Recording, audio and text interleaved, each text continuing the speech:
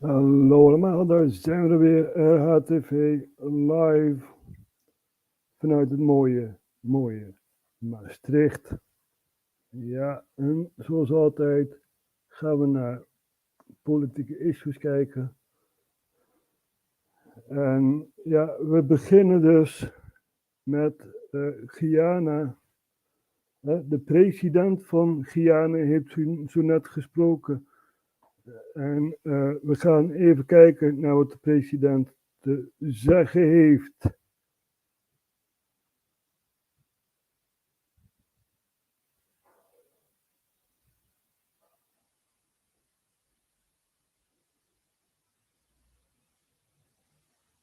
Hier is de president van Guyana.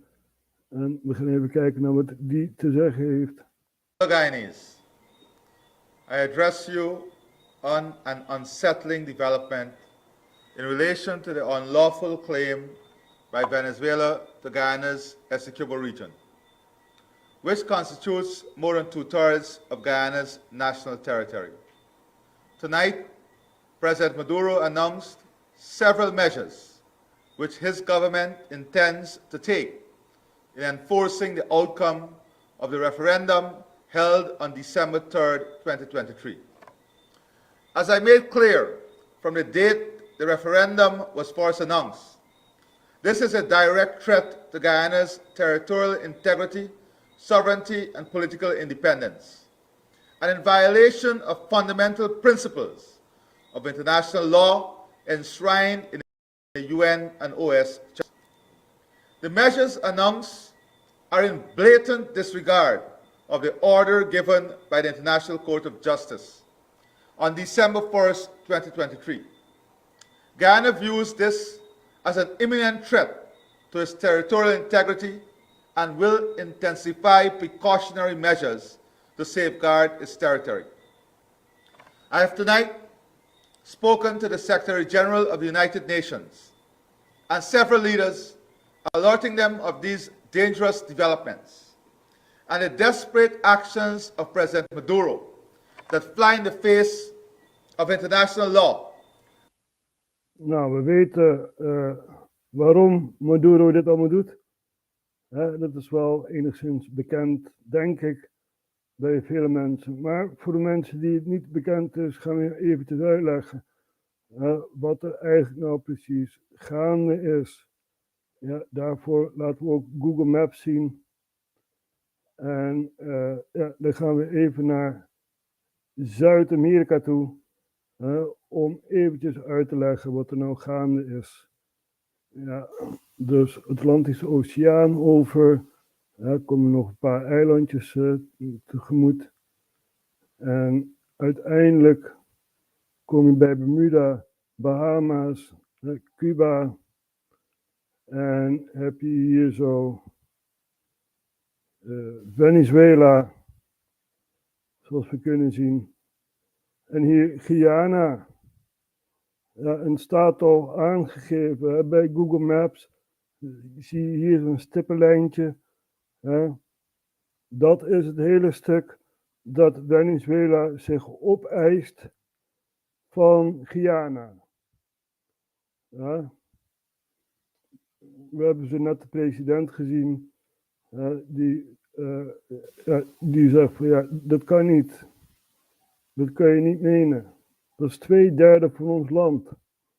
Ja. Dus,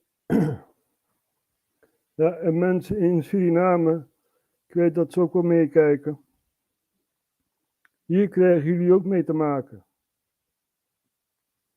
Ja, de oorlog komt ook bij jullie in de buurt, bij Paramaribo. Waarom denk je dat de regering van Suriname zich helemaal bewapend heeft, hand en tand bewapend heeft?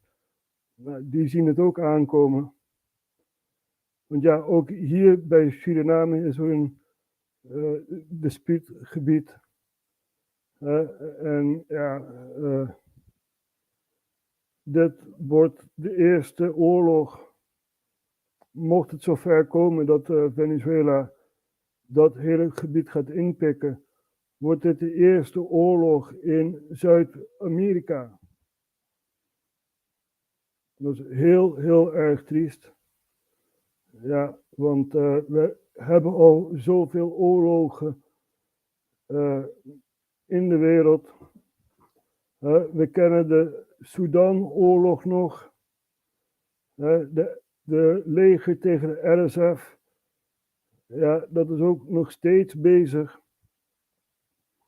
En ja, Eritrea en Ethiopië zitten ook een beetje in een conflict. Ethiopië zelf is ook in conflict. We hebben de Tigray-oorlog gehad, dus het noorden van Ethiopië. En dan heb je nog een gebied binnen Ethiopië, die dus niet mee wil werken aan de regering. Je moet het je zo voorstellen, elke regio in Ethiopië heeft zijn eigen leger, zijn eigen kabinet en zoiets.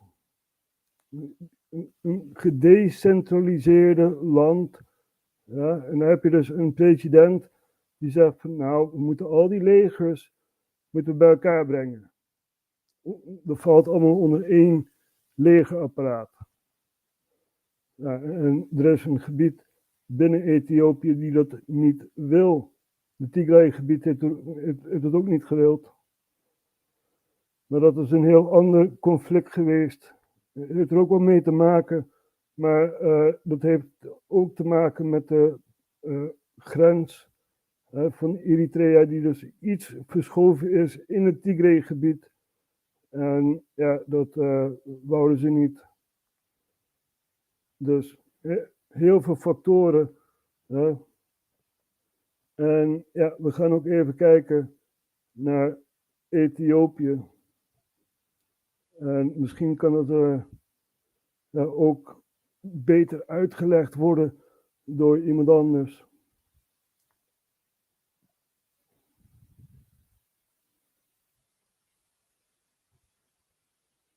Wars continue to rage between Russia and Ukraine in Europe and between Israel and Hamas in the Middle East. There are ominous storm clouds gathering over the Horn of Africa that whisper of yet another cataclysmic war still to come soon.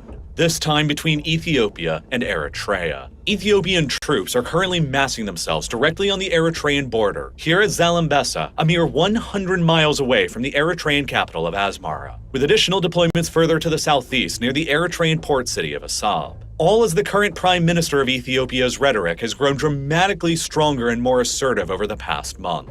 First elected to the office in 2018, Abiy Ahmed has found himself as the leader of a nation with both tremendous potential and tremendous vulnerabilities. With a population of 126.5 million people as of 2023, Ethiopia is the second most populous country on the African continent, and by far the most populous one in East Africa, with a population that is roughly equivalent to every single one of its geographic neighbors combined, and a population that is continuing to grow very rapidly. By the end of this decade in 2030, the Ethiopian population is projected to grow to as many as 150 million people, which will make Ethiopia the 9th most heavily populated country in the world by then, with even more people than Russia. But uniquely, out of all the countries in the world that will be in the top 10 most populous states by 2030, only Ethiopia among them will be completely landlocked, without any direct access to the global ocean. In fact, out of the top 33 largest countries in the world today by population, Ethiopia is the only one among them who is landlocked, which makes Ethiopia by far the world's most heavily populated landlocked country. The next most populous landlocked countries after Ethiopia are Uganda and Uzbekistan, and they only have a fraction of the same population that Ethiopia does. Obviously, this lack of direct access to the sea is a serious limitation on the ability for Ethiopia to conduct trade with the rest of the world, as all of Ethiopia's imports and exports must each flow through other countries that surround it first, who can leverage their geographic position over Ethiopia in the form of charging taxes, tolls, and fees on allowing that trade to pass through them. Right now, an overwhelming 95% of Ethiopia's entire trade volume, consisting of both imports and exports, flows exclusively through the deep water container port of Dorala, within the neighboring small coastal country of Djibouti, which is connected by an electric railroad that was only inaugurated in 2018, all the way to the Ethiopian capital of Addis Ababa. Nearly Vanmiddag zijn we dus live geweest bij het Stadshuis. En heb ik het ook gezegd, bij Djibouti heb je een spoorlijn dat door Ethiopië gaat naar Addis Ababa, of hoe heet dat, de kapitool.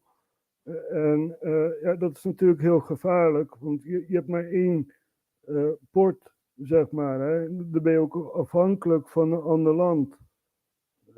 De reden dat Ethiopië dus eigenlijk Eritrea wil aanvallen, is omdat ten eerste behoorde dat ooit tot Ethiopië zelf. In de jaren 60, 70 vorige eeuw zijn ze dus onafhankelijk geworden. Het staat ook bekend als de Noord-Afrika, de Noord-Korea van Afrika. Eritrea, daar heb je helemaal geen democratie of wat. Dus, en het is zelfs nog erger dan Noord-Korea, wordt gezegd. Dus ja, en ook in Eritrea moet iedereen het leger in, net als in Noord-Korea. En ja, dat wordt dus een behoorlijke oorlog, dat snap je natuurlijk wel. Als we allerlei troepen staan in een Tigray-gebied, dat is dus het noorden. Dat grenst dan tegen Eritrea aan. Als daar allerlei soldaten naartoe gaan, en noem het allemaal op, ja, dat voorspelt alleen maar oorlog.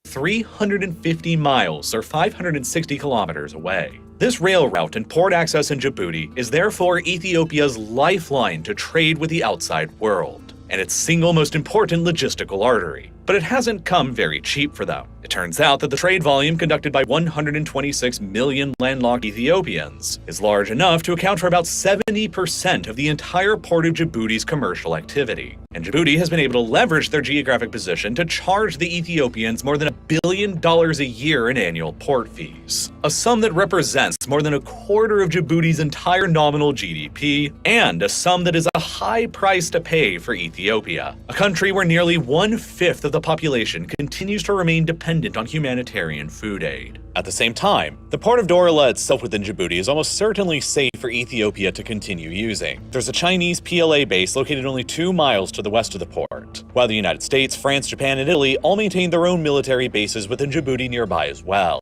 Nobody will ever attack Ethiopia's port access here with so many big military great powers bases nearby. But that's not really what Ethiopia's fear is. The bigger fear is the vulnerability of the railroad that connects Ethiopia to the port. A railroad that various rebel forces operating within Ethiopia that might be receiving foreign support could attack and sever, which would, in a flash, isolate the Ethiopian government from access to the port of Dorala in Djibouti and block off 95% of the country's entire trade volume. And for that reason, Ethiopia would prefer to directly control their own ports to reduce this vulnerability. During a televised speech on the 13th of October 2023, Abiy Ahmed exclaimed with clear frustration that 150 million Ethiopians couldn't be expected to live within a geographic prison, cut off from the ocean and their most important trade routes. Adding on to his remarks that, quote, "Whether you'd like it or not, the prison will have to blast somewhere." During that same speech, he further warned by saying directly, quote, "We can see that only a narrow strip of land separates us from the Red Sea. It is crucial for the present leaders of Somalia, Djibouti, Eritrea, and Ethiopia to engage in discussions, not just for the present, but to ensure the lasting peace. If this is not going to happen, there will be no fairness and justice, and if there is no fairness and justice, it's only a matter of time.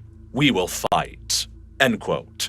Understandably, these recent aggressive comments by the Ethiopian Prime Minister, accompanied by increasing Ethiopian troop buildups and airplane activity on the border with Eritrea, has sent alarm bells ringing across the entire region, from Eritrea to Djibouti and Somalia. We are also watching. Wij kijken ook mee. En dit is ook weer een druk gebied. Zoals al heel vaak gezegd bij RHTVLive, over de hele wereld zijn er drukgebieden. Er hoeft maar één vonkje te vallen en je hebt oorlog in die regio. En zoals eerder gezegd is er ook oorlog in een buurland, Sudan. Ook daar is oorlog nog steeds gaande, al 8 maanden. En ja, dat wordt natuurlijk overschaduwd door wat er in Israël gebeurt. En ja, ook Oekraïne. Dus we gaan even hier naar kijken. Dit is van 2 weken geleden de BBC die ons dit geeft. Ignored, and that is the civil war in Sudan. Since April, when we focused so intensely on the evacuation of the expat community, things have gone from bad to worse.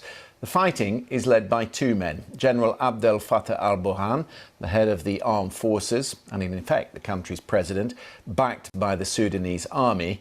And then there is General Mohammed Hamdan Dagalo, who was his deputy and is now the leader of a paramilitary group called the Rapid Support Forces, or RSF. There had been some hope near the outset of this war that the 2 sides could be brought to the table, but since then the fighting has intensified. It is estimated that more than 5,000 Sudanese people have been killed in the crossfire and many, many more have been injured. Over 6 million displaced and now in desperate need of help. But what is particularly concerning are the reports of sexual violence, including rape and sexual slavery. Joining me to discuss from Atbara is Adel Kador from UNICEF. Adel, thank you very much for coming on the programme. Can we start with that? We've seen some truly appalling reports of women taken into sex slavery, some of them very... Ja, dat gebeurt hè. Mensen die komen in slavernij terecht. En een slavenhandel wordt groter. Heel veel mensen die het gebied proberen te ontvluchten en dat lukt dan weer niet. En dat is nog altijd gaande in Sudan. Over 6 miljoen mensen zijn niet meer op hun plek. Dus dit gebeurt allemaal. Dit mogen we niet vergeten. En ja, we wijzen gewoon de hotspots aan. Hè. We doen ons best om te laten zien wat er allemaal in de wereld gebeurt. En ja, het is in ieder geval triest dat dit allemaal gebeurt. Dan heb je natuurlijk ook grootmachten zoals Amerika, die dus zich ermee bemoeien wat Guyana betreft. En die zegt van ja, het moet wel een vredige overeenkomst zijn. En bla bla bla bla. Want Amerika heeft daar ook interesse in Guyana. ExxonMobil is al in Guyana. En zijn al aan boren daar. Dus er valt veel gas en olie te winnen. We gaan even hier naar kijken, naar wat er gezegd wordt in the White House. I will say that we support a peaceful resolution of the border dispute between Venezuela and Guyana. The 1899 award determined the land boundary between Venezuela and Guyana should be respected unless or until the parties come to a new agreement or a competent legal body decides otherwise. So we would urge Venezuela and Guyana to continue to seek a peaceful resolution of their dispute. This is not something that will be settled by a referendum. I will say a competent hoe zei je dat? Competent body. Competente belichaming van internationaal recht moet dan anders gaan zeggen. Nou, wat voor internationaal recht gebouwen kennen wij? Er is in Den Haag, de ICC. En andere instanties. En ook hier in Nederland zal moeten worden bepaald hoe de grens nou zit eigenlijk. Ja. Dus wij hebben er ook mee te maken met het hele conflict. Hello Lord Nexus, nice of you to watch. So we're talking about Venezuela and Guyana. We just showed the president. And maybe there will be a conflict there. Ja, wie weet, wie weet.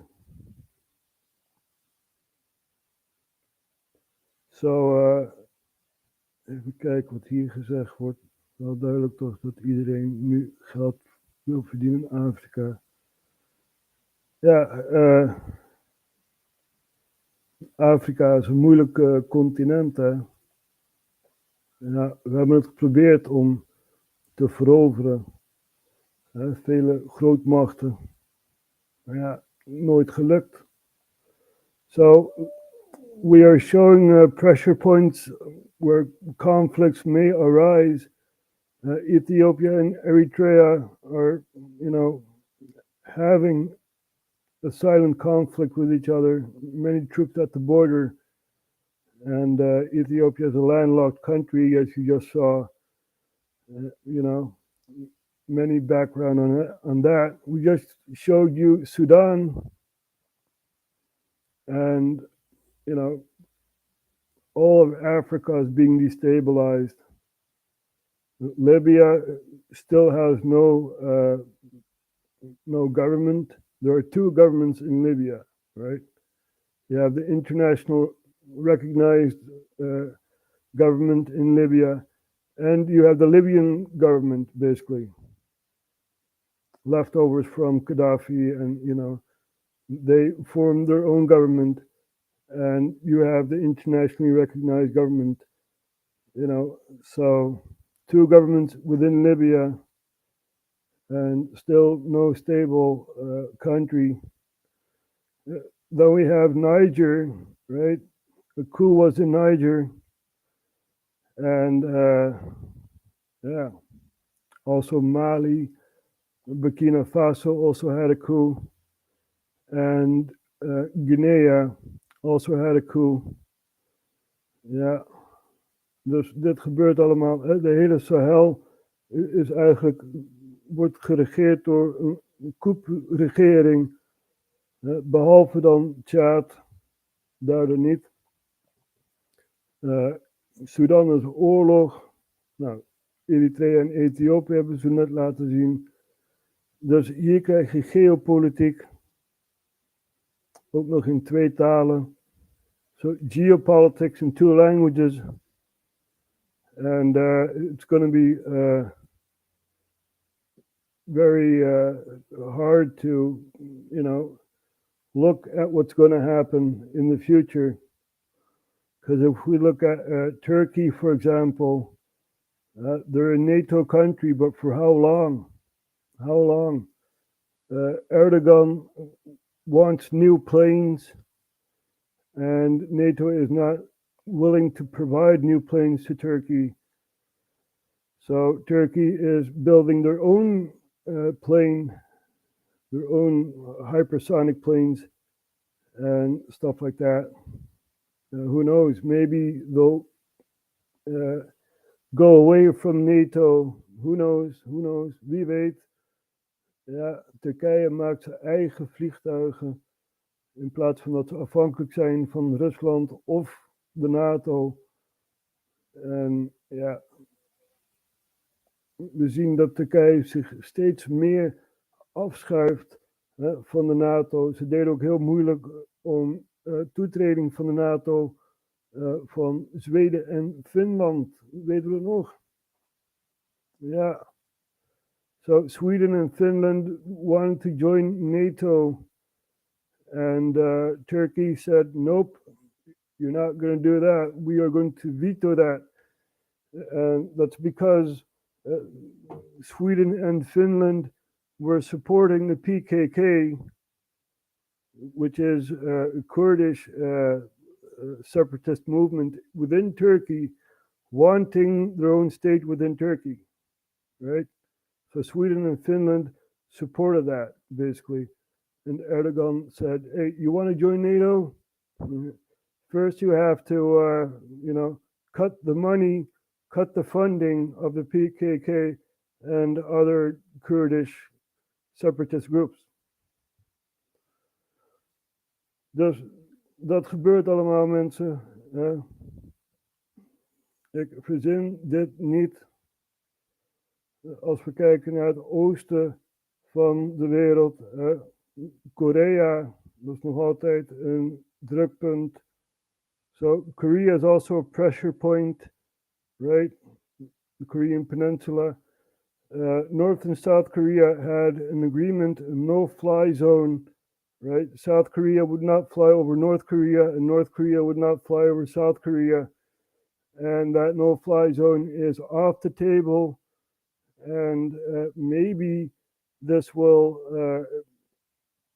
provide escalations between North and South, because basically they are still at war, right? De no-fly zone boven het peninsula is er niet meer, en dat kan voor escalaties zorgen. Noord-Korea bouwt ook meer torens bij de DMZ en zoiets. Dus dat moeten we ook in de gaten houden. There are more watchtowers at the DMZ, right? So we have to really look at what's happening at Korea. And yeah, there aren't many people that do this, that give geopolitics, but we do, because it's our planet. Now, if we look at Myanmar, for example, right, there's still a coup government in power, and the south of Myanmar is resisting the coup government, and they've been in power for 3 years now.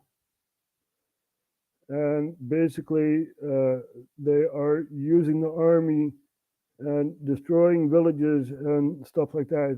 It's barbaric. Yeah. And other countries are just looking at it and saying, well, not our problem. Ja. Myanmar heeft een coup-regering al 3 jaar zo'n beetje. Het zuiden dat geeft verzet aan de coup-regering. En er zijn al heel veel dorpen weggevaagd. Ja. Ook als je zoekt naar Myanmar en het nieuws van Myanmar, dan zul je heel weinig vinden. Want er is een media blackout in Myanmar. En yeah, you can't really find any news about what's happening there. Dus heel triest dat dat allemaal gebeurt. Kijken we naar India.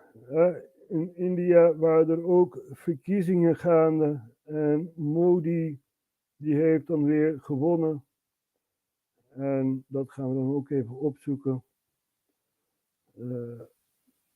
Modi won elections. So,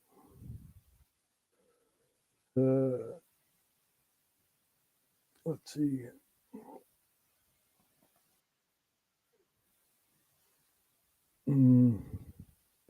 Wait a minute.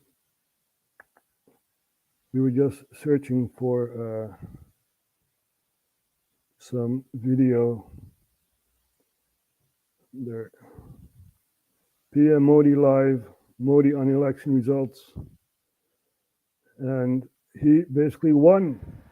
सिर्फ और सिर्फ देश है, देशवासी है, भारत माता की जय, यही हमारा मंत्र है. इसलिए Bhajpa. So this is his speech, and my Indian is very, very bad. But we know the political situation, and yeah, basically he's countering the Muslims within India, right? The Muslim minority, and basically, you know, the Muslims over there are just like Palestinians in the Levant. So that's what's happening in India. And Modi won again, you know. So, yeah, that's India for you. Even kijken, wat een slap volk, hè, hoe hier bijna niemand kijkt. Ja, ze kunnen altijd terugkijken. De Zionisten zijn losers. Dat zie ik hier zo. Ja, mensen zijn vreemd. Mensen zijn echt heel vreemd. People are weird, man. You know, we want peace, yet we wage wars. You know, it's stupid. Why would you do that? We willen vrede, maar we voeren oorlog. Ja, is toch vreemd? Ik vind het heel erg vreemd. We have his bank records. This is very interesting. Whose bank records? Let's take a look at liberal hive mind. I think there's enough votes in the Republican House. And I mean, who knows at this point? Things could get real interesting here. Moving into a possible impeachment of Sleepy Creepy Piss Pants Joe. Considering how low his polling numbers are, it's possible that maybe even Democrats decide to remove him. Let me show you guys exactly what's going on. We got some stuff to get into, so let's roll the tape. Alright, folks, so we know the Democrat talking point, right? The big lie. There is no evidence, none whatsoever, and I don't care how much they say otherwise. I have looked at it. There is no direct evidence that President Biden was involved in any way, shape, or form in Hunter Biden's business dealings. That's Democrat Dan Goldman, who said there is no direct evidence that President Joe Biden was involved in any way, shape, or form in Hunter Biden's business dealings. That was Dan Goldman back in September. Come on. Do you believe this? Do you believe this? Je hoeft maar op te zoeken, hè? Biden, Ukraine.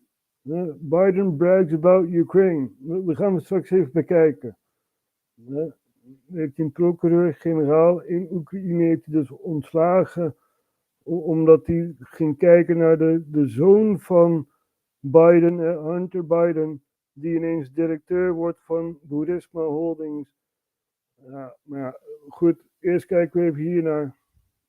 No evidence that Joe Biden was involved, except Joe Biden shared the office with his son. Joe Biden met on multiple occasions, including at the White House, with his son's business associates. Joe Biden is the big guy. Joe Biden was, quote, the brand, according to Hunter Biden's business associates and even Hunter Biden himself. He was selling the Biden name, so no association, right? Well, it goes beyond all of that, as now James Comer has uncovered monthly direct payments. President Joe Biden claimed there was an absolute wall between his official government duties and his family's influence peddling schemes. This was a lie. President Joe Biden claimed his family didn't receive money from China. This was a lie. President Joe Biden claimed he never spoke to his son, Hunter Biden, about the Biden's family's shady business dealings. This was a lie. Now, Hunter Biden's legal team and the White House's media allies claim Hunter's corporate entities never made payments directly to Joe Biden. We can officially add this latest talking point to the list of lies.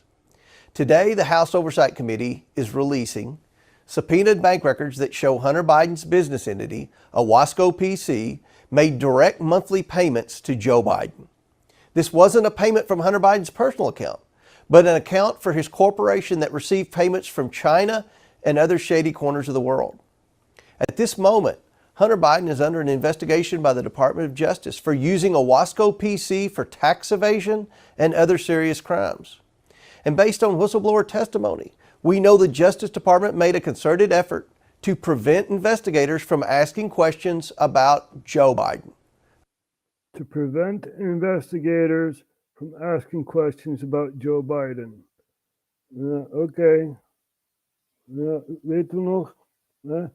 Joe Biden brags about Ukraine. Even kijken of we het kunnen vinden. About Ukraine. Hier hebben we Joe Biden die zegt van Oekraïne, jullie krijgen geld van ons. Alleen als je de procureur-generaal ontslaat, die dus kijkt naar Burisma Holdings, waar zo'n Hunter Biden ineens directeur van is. That we should be providing. Oh, even terug naar het begin. In 2006, Ukrainian Prosecutor General Viktor Shokin, in his investigation of corruption involving Burisma Holdings, a natural gas company, identified Hunter Biden as the recipient of over $3 million from the company. $3 million. Dat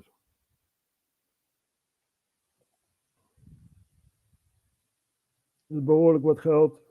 En ja, not wanting this corruption exposed, Joe Biden swung into action using U.S. loan guarantees as hostage while demanding Shokin be fired. Amazingly, Joe Biden now brags about his actions in this manner.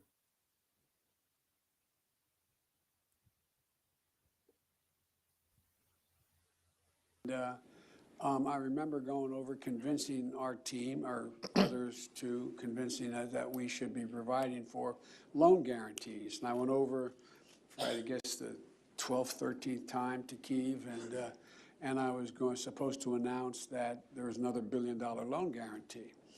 And I had gotten a commitment from Poroshenko and from Yatsenyuk that they would take action against the state prosecutor, and they didn't. So they said they were walking out to press conference. I said, no, I said, we're not going to give you the $1 billion. They said, you have no authority. You're not the president. The president said. I said, call him. I said, I'm telling you, you're not getting the $1 billion. I said, you're not getting the $1 billion. I'm going to be leaving here. And I think it was, 6 hours? I said, I'm leaving in 6 hours. If the prosecutor's not fired, you're not getting the money. Well, son of a bitch. Got fired. And they put in place someone who was solid. Someone who is solid. Ja, iemand die niet naar Burisma Holdings kijkt en de shady deals daarachter. Nee, dat doen we niet. Hè. Nee, we hebben iemand in de plaats gezet die dat niet voor ons doet. Het is onvoorstelbaar wat er allemaal gebeurt. Hè. En ja, dat laat ook zien dat Oekraïne een vasaalstaat is voor Amerika. Eigenlijk is deze Oekraïne-oorlog niet te danken aan de Russische invasie. Dat is maar een hoofdstuk binnen de oorlog. En dat is niet te danken aan de invasie, maar te danken aan Amerikaanse interventie in Oekraïne. We hebben ook Victoria Nuland samen met Jeffrey Pyatt, hebben we al heel vaak laten zien. Die bepalen dan wie er aan de macht komt in Kiev. Ja, dus ja, en Amerika wil zo graag oorlogje spelen tegen Rusland. Maar die wil dat niet direct gaan doen, hè. Dus indirect. Ze gebruiken Oekraïne om Rusland aan te vallen. Ja. Je had dus Yanukovych, die kennen we nog, hè? Die is gevlucht naar Rusland toe. Hè? Daar kwam een coup, ook al heel vaak uitgelegd. Een coup kwam daar zo, de president vlucht, hij was nog president, er zouden verkiezingen aankomen tegen die tijd. Maar goed, hij was nog president, die vluchtte naar Rusland.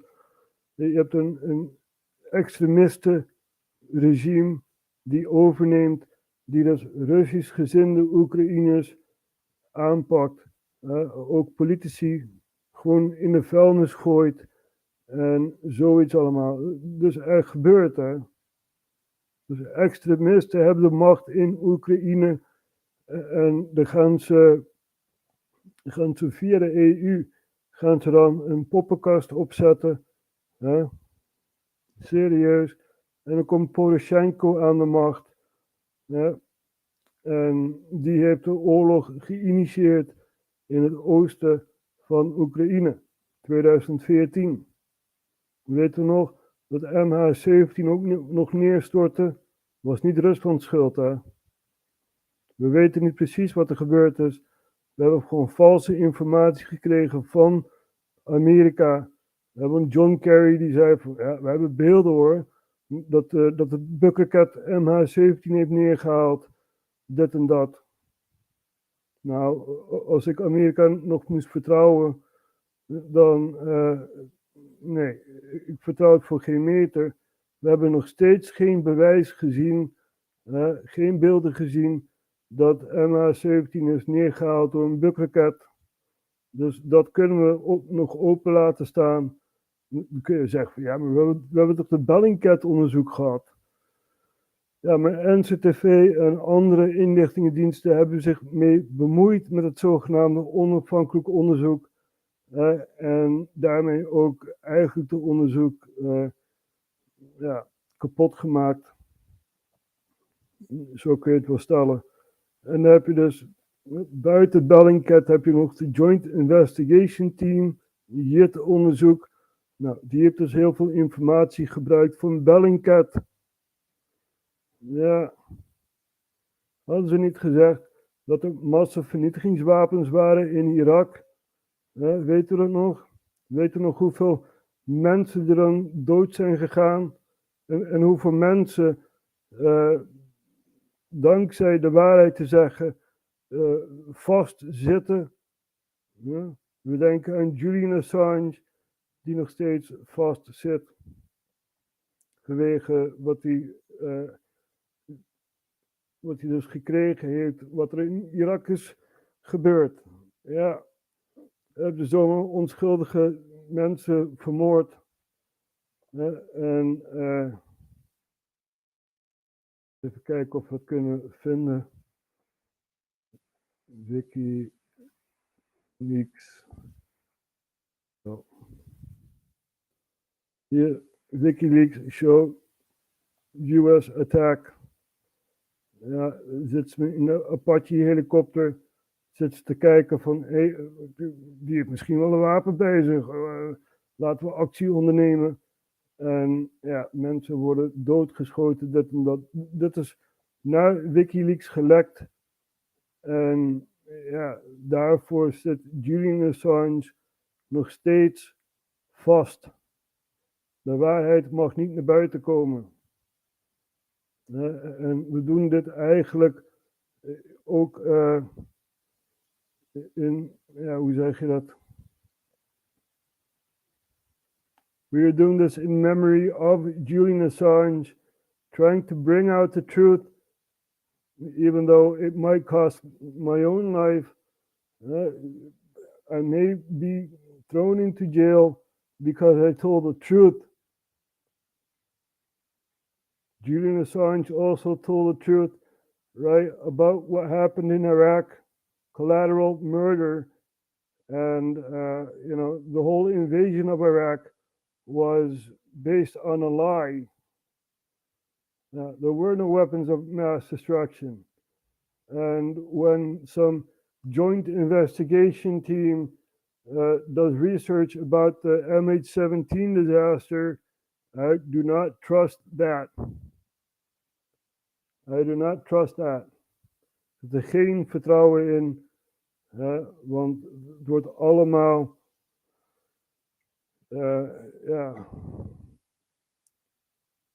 hoe zeg je dat? Ze geven een ander beeld van wat er eigenlijk gebeurd is. Zo had je ook Nederlandse interventie in Irak, weet u het nog? Een zogenaamde wapenfaciliteit. Het bleek helemaal geen wapenfaciliteit te zijn. Er was gewoon een garage midden in een woonwijk, ergens in Fallujah. En dat hebben we kapot gemaakt. Heel veel mensen dood. Allemaal gebaseerd op verkeerde informatie. So it's all based on the wrong information. There were no weapons of mass destruction in Iraq. Ja. Echt jongen, wat een wereld is dit. Maar goed, zo kun je nog urenlang doorgaan over wat er allemaal gebeurt. Maar we hebben te maken met mensen zonder empathisch vermogen. The people have no empathy for each other, right? There is, or there was one politician who said it was worth it. Madeleine Albright, remember her? It was worth it. Yeah. So here we have Madeleine Albright defending the sanctions on Iraq, right? Killing many babies, 500,000 Iraqi children, and we're going to take a look at this here. We have heard that 500,000 children have died. I mean, that's more children than died in Hiroshima. And you know, is the price worth it? I think this is a very hard choice, but we think the price is worth it. There you go. I hope you rot in hell, Madeleine Albright. And Bush, your time is coming soon. Your time is coming soon, because the last time you gave a speech about Ukraine, right? You basically said Iraq. That's why.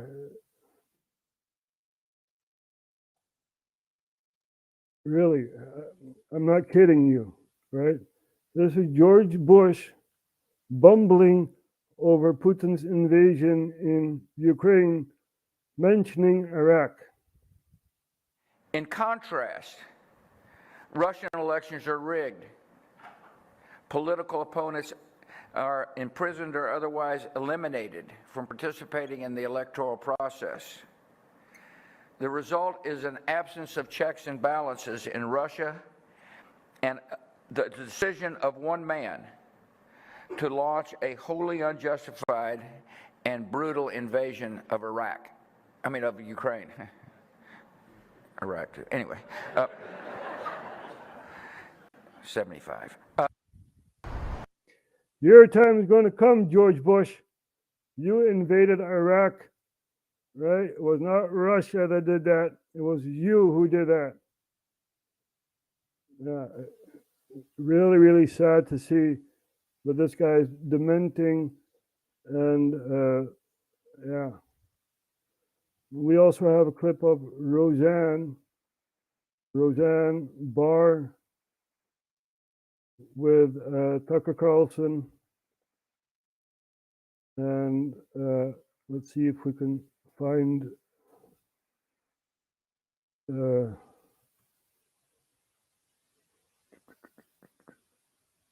let's see. Roseanne Barr has her own YouTube, Roseanne Barr podcast. So, Tucker Carlson. So. Now, which is true anymore? Are we being invaded by the Nephilim from outer space, or is it true that the Nazis have a whole breakaway continent under the ice in Antarctica? You haven't heard that one, Tucker? Which one's No, true? I haven't. So I don't go on the internet very often, so because it's like same reason I don't cruise.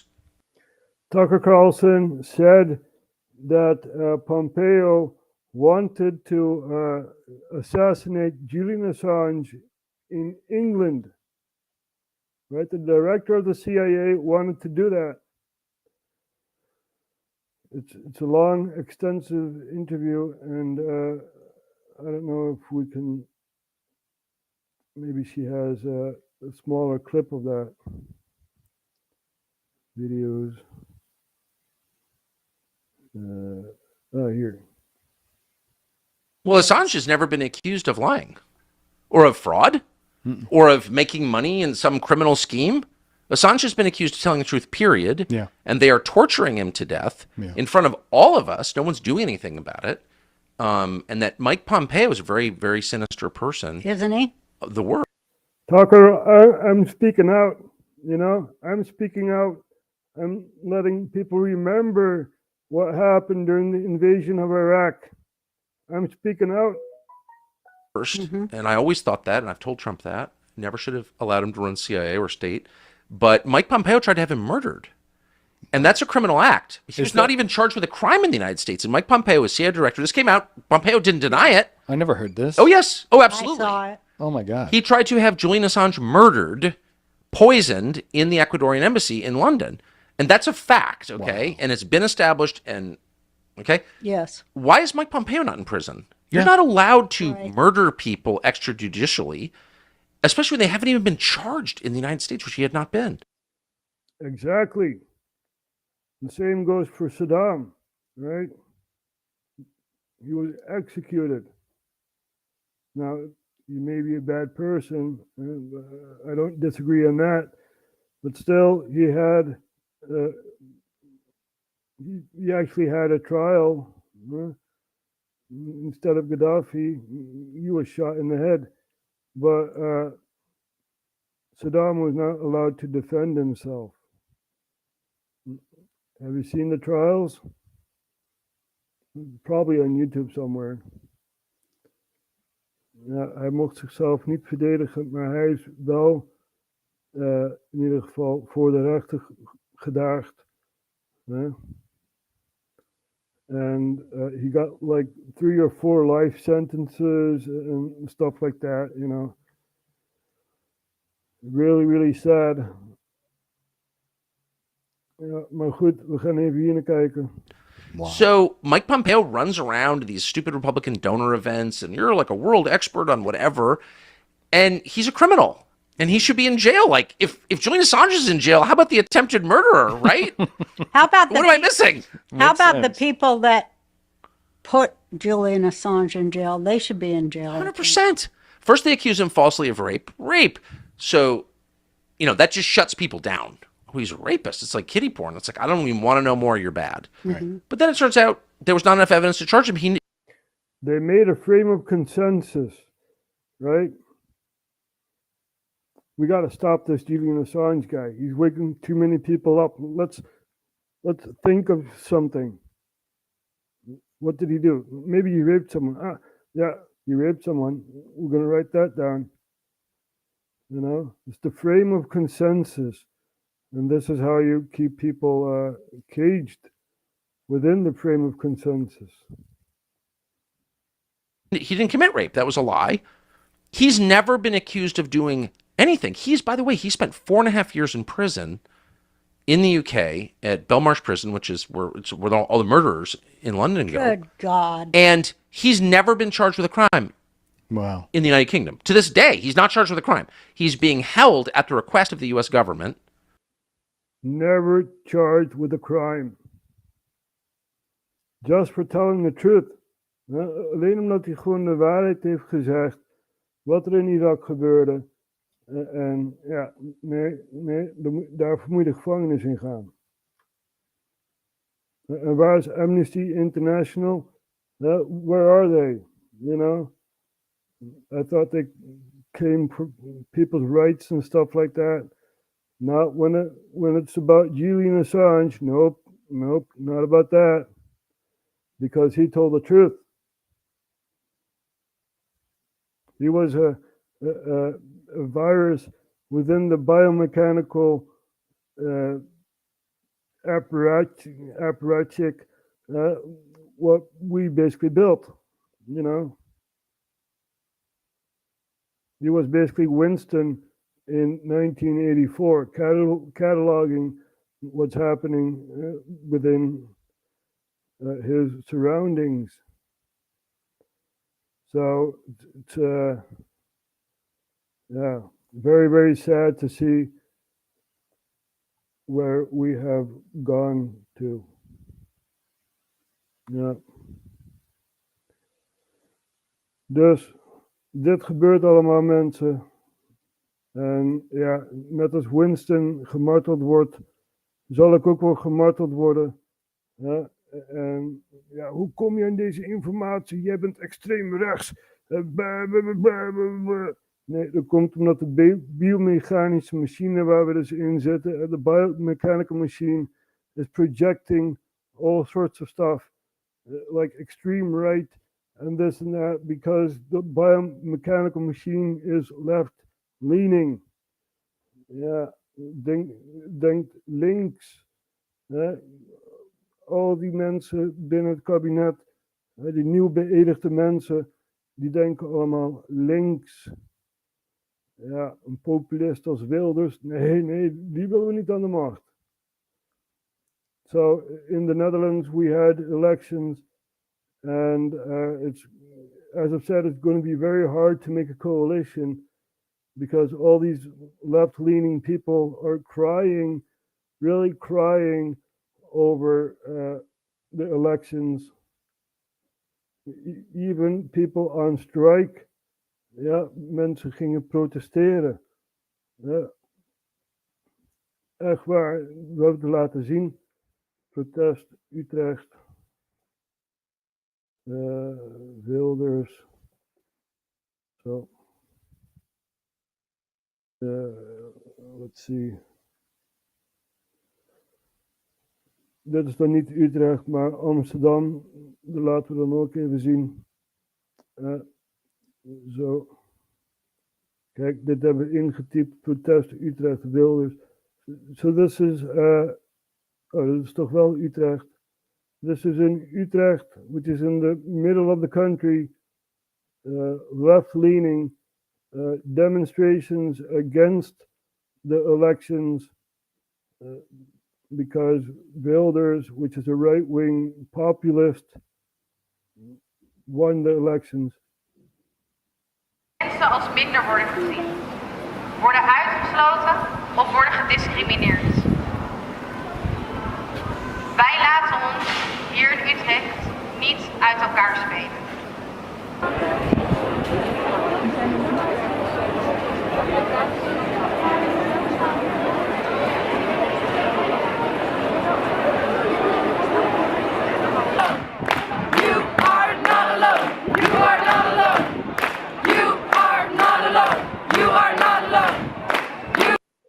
So people are protesting the elections because a right-wing populist came into power, right?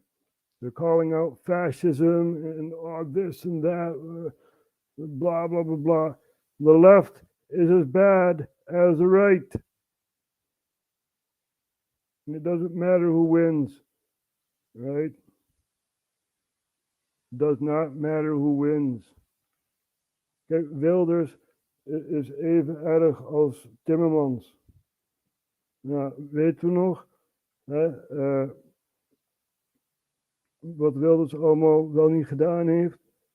Dat is ook een beetje shady, hè? Die is naar Tel Aviv toegegaan en zegt, pak de Westbank maar. Ja, maakt niet uit. Dus Wilders is ook een shady gast.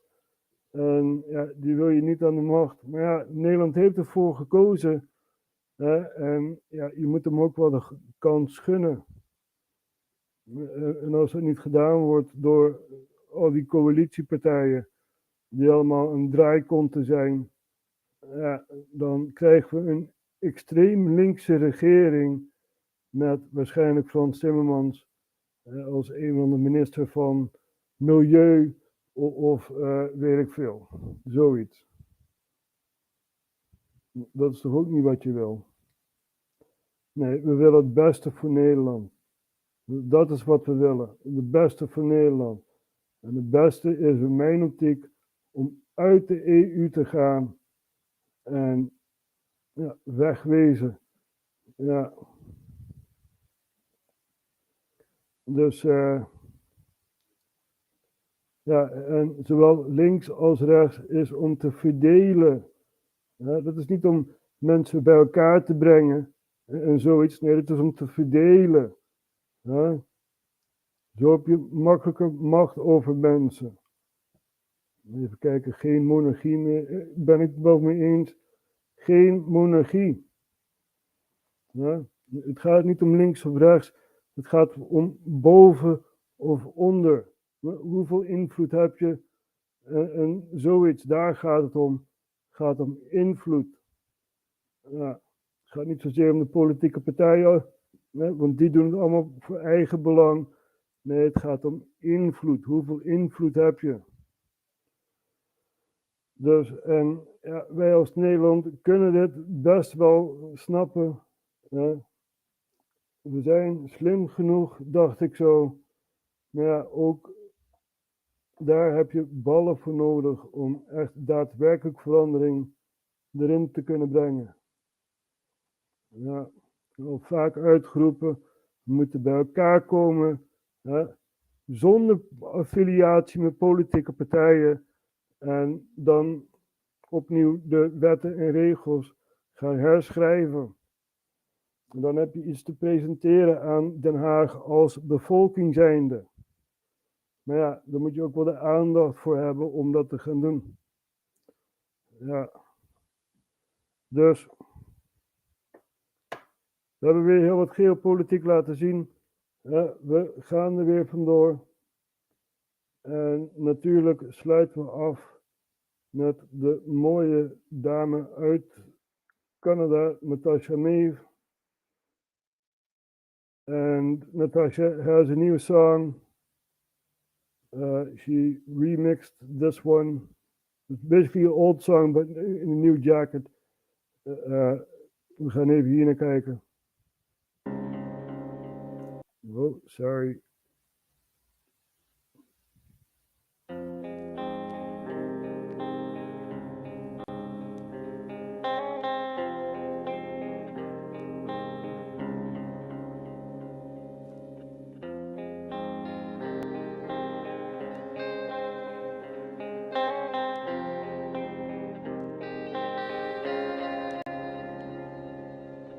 The lights dim, the sky ain't as blue, the colors aren't as vivid, something's untrue. Matrix spell, society voodoo. Stay awake, don't let it be cast upon you. They cast spells through the fake news. It doesn't matter when everything's a half truth. Living on a phone, life through a screen, the digital dream. Is life what it seems outside the live stream? The www.box.com.